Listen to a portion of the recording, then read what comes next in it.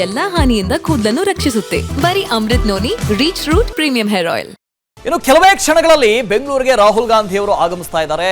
ಆದರೆ ಯಾವುದೇ ಚುನಾವಣೆ ಪ್ರಚಾರಕ್ಕಲ್ಲ. ಮಾನಹಾನಿ ಮೊಕದ್ದಮೆ ಸಂಬಂಧ ಕೋರ್ಟ್ಗೆ ರಾಹುಲ್ ಗಾಂಧಿ ಇವತ್ತು ಹಾಜರಾಗ್ತಾ ಇದ್ದಾರೆ. ಬೆಳಗ್ಗೆ 10:30ಕ್ಕೆ ಕೋರ್ಟ್ಗೆ ರಾಹುಲ್ ಗಾಂಧಿ ಅವರು ಹಾಜರಾಗ್ತಾರೆ. ಈ ಸಂಬಂಧ ಕೆಲವೇ ಕ್ಷಣಗಳಲ್ಲಿ ಬೆಂಗಳೂರಿಗೆ ರಾಹುಲ್ ಗಾಂಧಿ ಆಗಮಿಸ್ತಾ ಇದ್ದಾರೆ. ಅವರ ವಿರುದ್ಧ ಮಾನಹಾನಿ ಮೊಕದ್ದಮೆ ದಾಖಲಾಗಿದೆ. ಮುಖ್ಯಮಂತ್ರಿಗಳು, ಉಪಮುಖ್ಯಮಂತ್ರಿಗಳು ಹಾಗೂ ರಾಹುಲ್ ಗಾಂಧಿ ಸಮೇತ. ಇನ್ನು ಬೆಳಗ್ಗೆ 10:30ಕ್ಕೆ ಕೋರ್ಟ್ಗೆ ರಾಹುಲ್ ಗಾಂಧಿ ಅವರು ಹಾಜರಾಗ್ತಾರೆ. ಕೇಶವ್ ಪ್ರಸಾದ್ ಅನ್ನೋರು ಖಾಸಗಿ ದೂರೊಂದನ್ನು ದಾಖಲಿಸಿದ್ರು. ಈ ಹಿಂದೆ ಜೂನ್ 7ಕ್ಕೆ ಕಡ್ಡಾಯವಾಗಿ ಹಾಜರಾಗಬೇಕು ಅಂತ ಕೋರ್ಟೇ ಸೂಚನೆಯನ್ನು ಕೊಟ್ಟಿತ್ತು. ಖುದ್ದು ಕೋರ್ಟ್ಗೆ ಹಾಜರಾಗಬೇಕು ಅಂತ ರಾಹುಲ್ ಗಾಂಧಿ ಅವರಿಗೆ ಜಡ್ಜ್ ಸೂಚನೆಯನ್ನು ಕೊಟ್ಟಿದ್ರು. ಈ ಹಿನ್ನೆಲೆಯಲ್ಲಿ ರಾಹುಲ್ ಗಾಂಧಿ ಆಗಮಿಸ್ತಾ ಇದ್ದಾರೆ. 2 ಬಾರಿ ವಿಚಾರಣೆಗೆ ಕರೆಯಲಾಗಿತ್ತು. ಆದರೂ ಕೂಡ ರಾಹುಲ್ ಗಾಂಧಿ 2 ಬಾರಿ ಗೈರಾಗಿದ್ರು. ಈ ಹಿನ್ನೆಲೆಯಲ್ಲಿ ಈ ಬಾರಿ ಕಡ್ಡಾಯವಾಗಿ ನೀವೇ ಆಗಮಿಸಬೇಕು, ಜಡ್ಜ್ ಮುಂದೆ ಬರಬೇಕು ಅಂತ ನ್ಯಾಯಾಧೀಶರೇ ಆದೇಶವನ್ನು ಮಾಡಿದ್ರು. ಈ ಹಿನ್ನೆಲೆಯಲ್ಲಿ ಕೆಲವೇ ಕ್ಷಣಗಳಲ್ಲಿ ಬೆಂಗಳೂರಿಗೆ ರಾಹುಲ್ ಗಾಂಧಿ ಅವರು ಆಗಮಿಸ್ತಾ ಇದ್ದಾರೆ. ಈ ಹಿಂದೆ ಚುನಾವಣಾ ಪ್ರಚಾರದ ಸಂದರ್ಭದಲ್ಲಿ, ಅಂದರೆ ಲೋಕಸಭೆ ಅಲ್ಲ, ವಿಧಾನಸಭಾ ಚುನಾವಣಾ ಪ್ರಚಾರದ ಸಂದರ್ಭದಲ್ಲಿ ಈ ಪೇಟಿಎ, ಪೇ CM, 40% ಕಮಿಷನ್ನು, ಪ್ಯಾಂಪ್ಲೆಟ್ ಅನ್ಸೋದು, ಈ ಥರದ್ದೆಲ್ಲ ಮಾಡಿದರು. ಈ ಪ್ರಕರಣಕ್ಕೆ ಸಂಬಂಧಪಟ್ಟ ಹಾಗೆ ಒಂದು ಖಾಸಗಿ ದೂರು ದಾಖಲಾಗಿತ್ತು. ಆ ದೂರರಲ್ಲಿ CM ಸಿದ್ದರಾಮಯ್ಯ, ಅದರ ಜೊತೆಗೆ DCM ಶಿವಕುಮಾರ್ ಅವರು, ರಾಹುಲ್ ಗಾಂಧಿ ಇವರೆಲ್ಲರನ್ನ ಉಲ್ಲೇಖ ಮಾಡಲಾಗಿತ್ತು. CM ಹಾಗೂ DCM ಮೊನ್ನೆ ಅಷ್ಟೇ ಕೋರ್ಟ್ಗೆ ಹಾಜರಾಗಿ ಬಂದರು. ರಾಹುಲ್ ಗಾಂಧಿ ಅವರು 2 ಬಾರಿ ನೋಟಿಸ್ ಕೊಟ್ಟರೂ ಕೂಡ ವಿಚಾರಣೆಗೆ ಹಾಜರಾಗಿರಲಿಲ್ಲ. ಈ ಹಿನ್ನೆಲೆಯಲ್ಲಿ ರಾಹುಲ್ ಗಾಂಧಿ ಅವರು ಖುದ್ದಾಗಿ ಬಂದು ಆಗಮಿಸಬೇಕು, ವಿಚಾರಣೆಯನ್ನು ಎದುರಿಸಬೇಕು ಅಂತ ಜಡ್ಜ್ ಹೇಳಿದರು. ಈ ಹಿನ್ನೆಲೆಯಲ್ಲಿ ಕೆಲವೇ ಕ್ಷಣಗಳಲ್ಲಿ ರಾಹುಲ್ ಗಾಂಧಿ ಬೆಂಗಳೂರಿಗೆ ಆಗಮಿಸ್ತಾ ಇದ್ದಾರೆ. ಗಾಂಧಿ ಅವರು ಕೋರ್ಟ್ ಬರ್ತಾ ಇದ್ದಾರೆ.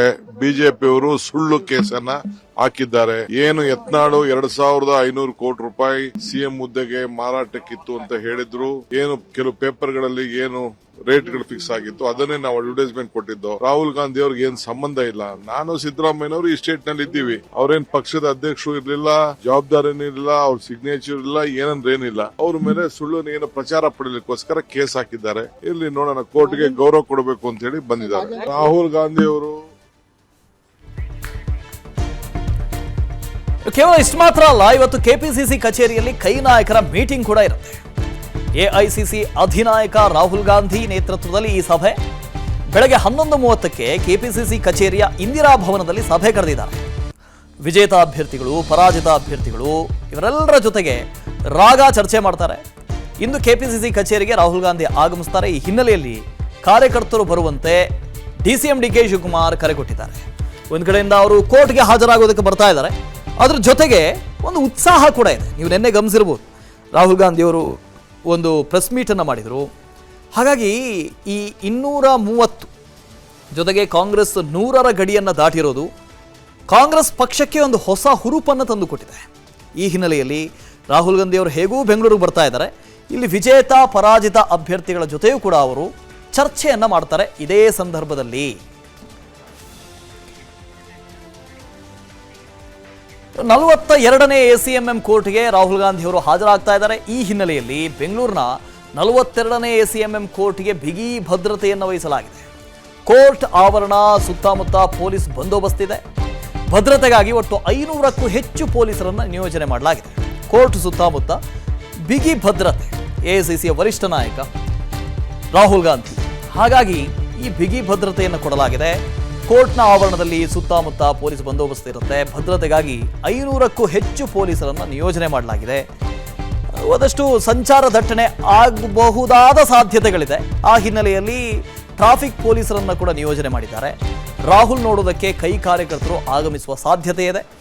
ಬಿಜೆಪಿ ಕಾರ್ಯಕರ್ತರು ಪ್ರತಿಭಟನೆ ಮಾಡುವ ಸಾಧ್ಯತೆಯೂ ಇದೆ. ಈ ಹಿನ್ನೆಲೆಯಲ್ಲಿ ಭದ್ರತೆಯನ್ನು ಒದಗಿಸಲಾಗಿದೆ. ಇಲ್ಲಿ 2 ಪರಿಸ್ಥಿತಿಗಳು. ಒಂದು ಕಡೆ ರಾಹುಲ್ ಗಾಂಧಿ ಅವರನ್ನು ನೋಡಬೇಕು ಅಂತ ಕಾಂಗ್ರೆಸ್ನ ಕಾರ್ಯಕರ್ತರು, ರಾಹುಲ್ ಗಾಂಧಿ ಅವರ ಅಭಿಮಾನಿಗಳು ಬರಬಹುದು. ನನ್ನ ಜೀವನದಲ್ಲಿ ನಾನು ಮಾತ್ರವಲ್ಲ, ನನ್ನ ಕೂದಲು ಕೂಡ ಆಗಿರ್ಬೇಕು ಸ್ಟ್ರಾಂಗ್ ಅಂಡ್ ಸ್ಟೈಲಿಶ್. ಬರೀ Amrut noni reach root premium hair oil ನೊಂದಿಗೆ. Reach root premium hair oil. ಅದರ ಜೊತೆಗೆ ರಾಹುಲ್ ಗಾಂಧಿ ಅವರು ಬರ್ತಾ ಇದ್ದಾರೆ, ಕೋರ್ಟ್ಗೆ ಹಾಜರಾಗ್ತಾ ಇದ್ದಾರಲ್ಲ, ಅದರ ವಿರುದ್ಧವಾಗಿ ಪ್ರತಿಭಟನೆ ಮಾಡೋದಕ್ಕೆ ಬಿಜೆಪಿ ಕಾರ್ಯಕರ್ತರು ಕೂಡ ಮುಂದಾಗಬಹುದು, ಬಿಜೆಪಿಯ ನಾಯಕರು ಮುಂದಾಗಬಹುದು. ಈ ಹಿನ್ನೆಲೆಯಲ್ಲಿ ಬಿಗಿ ಭದ್ರತೆಯನ್ನು ವಹಿಸಲಾಗಿದೆ. ಕೋರ್ಟ್ನ ಆವರಣದಲ್ಲಿ ಸಂಚಾರ ದಟ್ಟಣೆ ಆಗಬಹುದು.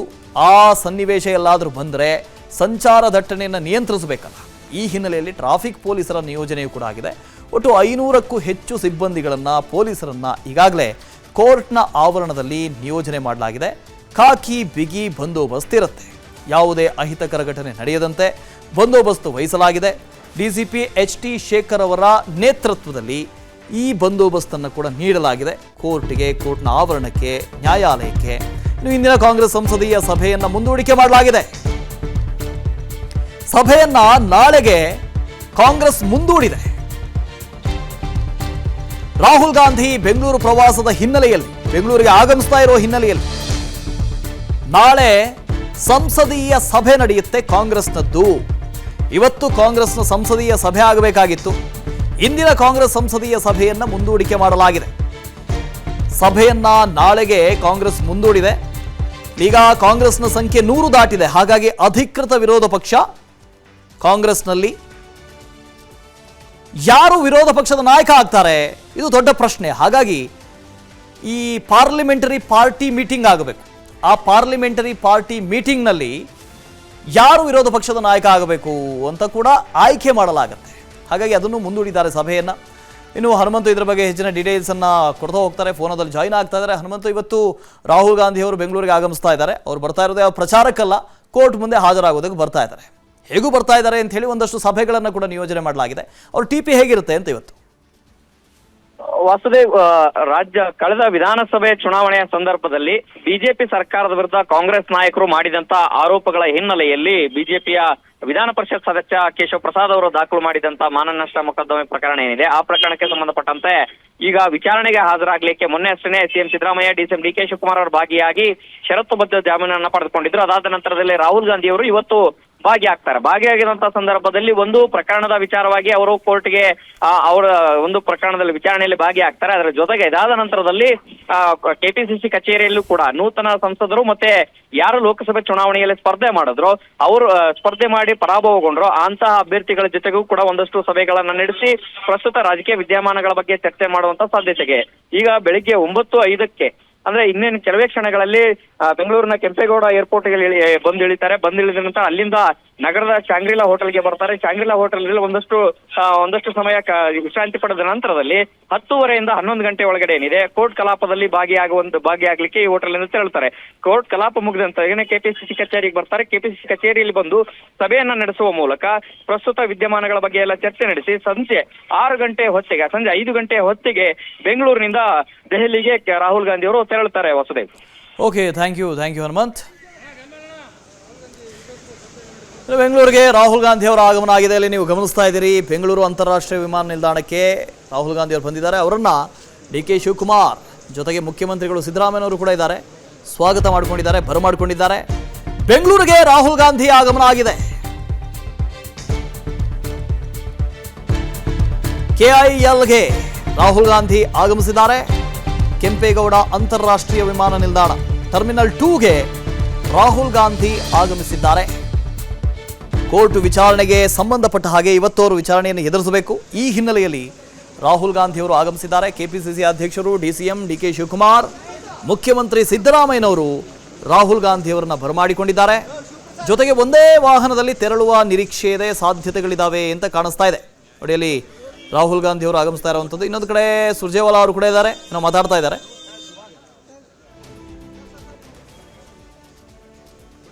ಓಕೆ, ರಾಜ್ಯ ಕಾಂಗ್ರೆಸ್ ಉಸ್ತುವಾರಿ ರಣದೀಪ್ ಸಿಂಗ್ ಸುರ್ಜೇವಾಲಾ ಅವರು ಕೂಡ ಆಗಮಿಸಿದ್ದಾರೆ ರಾಹುಲ್ ಗಾಂಧಿ ಅವರ ಜೊತೆಗೆ. ರಾಹುಲ್ ಗಾಂಧಿ ಈಗಾಗಲೇ ಬೆಂಗಳೂರು ಎಂಟ್ರಿ ಆಗಿದ್ದಾರೆ.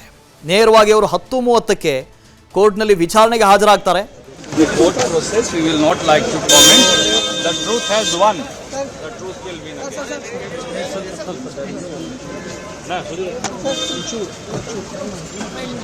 ಇದ್ರ ಬಗ್ಗೆ ನಾವು ಏನು ಮಾತಾಡೋದಿಲ್ಲ ಅಂತ ರಣದೀಪ್ ಸುರ್ಜೇವಾಲಾ ಹೇಳಿದ್ರು.